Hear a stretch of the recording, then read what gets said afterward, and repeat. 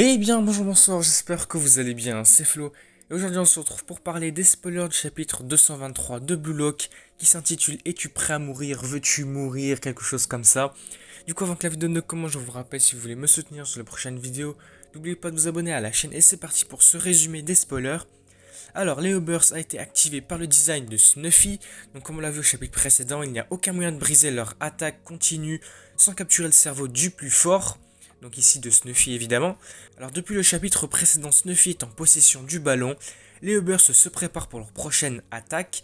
Nico, alors le prochain, Aiku va dire, ne retenez pas. Lorenzo, un suivi, ok, on voit que tout le monde passe à l'attaque, est en train de se suivre pour mener une belle attaque structurée. Le voilà, une seconde vague d'attaque arrive sur le terrain du côté du Bastard Chain. Même avec notre défense actuelle, c'est à peine suffisant. Comment dois-je réagir à la prochaine fois? Aussi, il a lu dans ma métavision qu'est-ce qui se passe dans sa tête. On voit ensuite Kunigami qui a marqué Snuffy. Puis Snuffy, il va passer le ballon à Lorenzo, il va complètement esquiver Kunigami finalement. Isagi va dire un autre nouveau schéma d'attaque. Je ne sais pas ce qui se passe, mais si on bouge, on va se faire bloquer à nouveau. Si c'est le cas, je vais analyser le processus de pensée de classe mondiale de Snuffy. Que quelqu'un le remarque. Snuffy est libre. Lorenzo a passé à un autre joueur de Burst, Drago. Isagi va de nouveau dire, il va se déployer sur le côté gauche ouvert. Cette fois, il va utiliser tout le terrain et essayer de nous faire tomber par le côté avec une croix. Mais maintenant, tout le monde se concentre sur la prochaine pièce.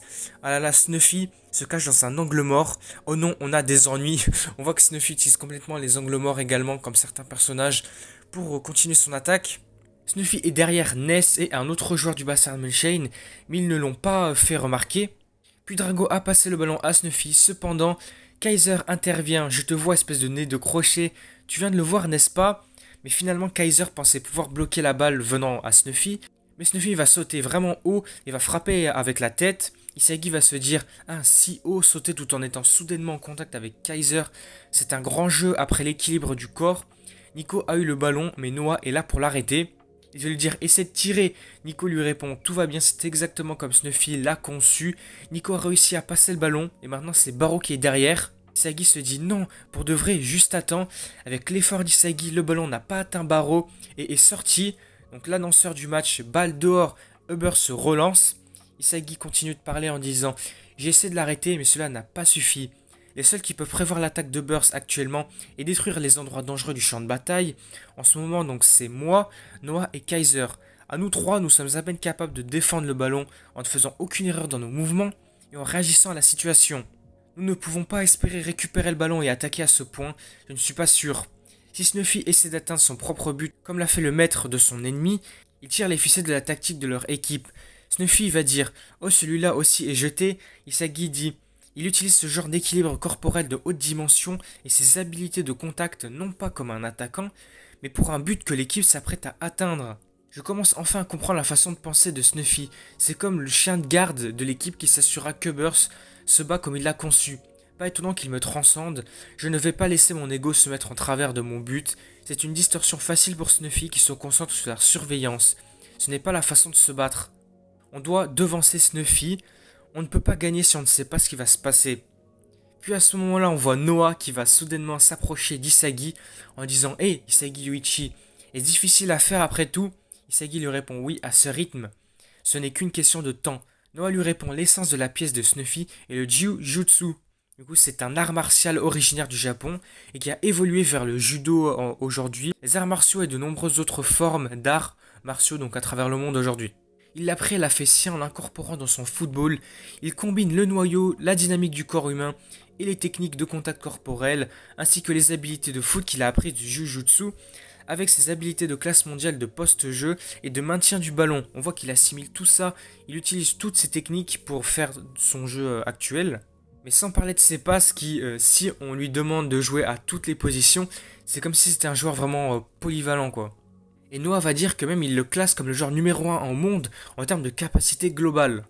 Isagi va rajouter qu'en plus de ça, son QI footballistique est également hors des chars, donc hors de portée vraiment supérieure à la globalité des joueurs. Comment peut-on le battre? Noah va lui répondre je ne sais pas. Isagi va dire ah mais c'est quoi s'il vous plaît, verbalisez votre meilleure théorie ou quoi que ce soit. Noah lui dit comme je te l'ai dit, je ne sais pas, c'est la réponse. Alors que l'autre peut se déplacer et déclencher différents schémas d'attaque sans perdre, ici il n'y a pas d'uniformité dans la façon dont nous nous battons, Et les joueurs qui ne comprennent pas les mouvements de l'ennemi se chevauchent et deviennent confus. Isagi va dire voilà pourquoi vous êtes ici, pour donner des conseils sur ce qu'il faut faire à ce sujet. Quoi qu'il en soit, ce que je suis là pour te dire, c'est tenez juste 3 minutes, c'est le temps que Snuffy a à s'écouler tout simplement, et toute cette dure guerre changera. Parfois la patience est la voie à suivre.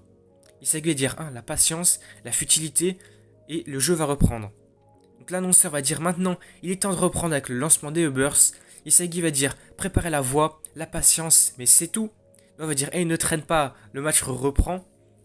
Isagi dit on pourrait peut-être dépasser Snuffy, un peu de potentiel et on va voir ce qui va se passer. Puis Isagi va appeler Reichi. Isagi, et Reichi. Et Reichi lui répond hein.